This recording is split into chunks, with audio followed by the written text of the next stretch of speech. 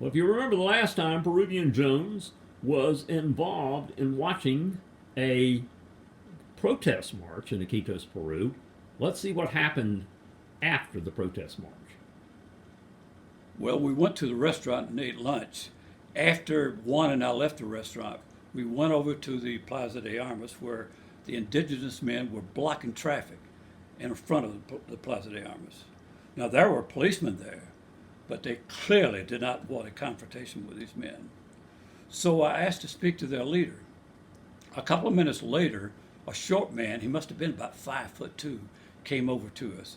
And as he walked, his long straw skirt swept the ground. And that told me that he was clearly, along with the other men, from the Yagua tribe. And so he came over, and his hair was the strangest hair I'd ever seen in my life. It looked like somebody had put a bowl over his head and cut his hair with scissors. And I thought he would rant about the Petro Peru. After all, Petro Peru was the oil company who was responsible for the shoddy workmanship that resulted in oil spillage, contaminating the rainforests, fishing villages, the fishing waters for the people.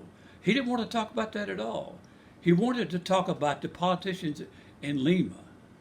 Now, the politicians in Lima would send a representative, an official, to the Amazon rainforest to ensure that a certain amount of trees were cut down.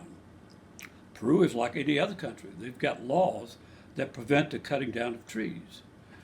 But that's not what happened. The United States and Europe descended upon the Amazon rainforest, and they would bribe this official so that he would turn his head so they could cut down as many trees as they wanted to. And the money that was given to him, maybe 1% of it went to this man. The other amount of money, 99%, went to the politicians in Peru. After all, that's the reason they sent him to the jungle to begin with, so that they could make money for them.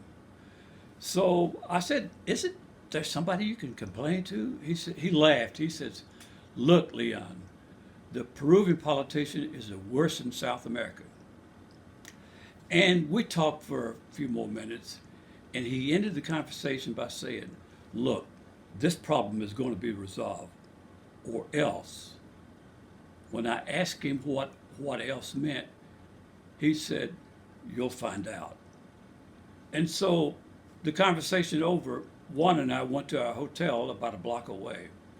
And as we walked, I wondered, racked my mind, what did he mean by what else? Only after we had entered the hotel did I realize I now knew what he meant by what else.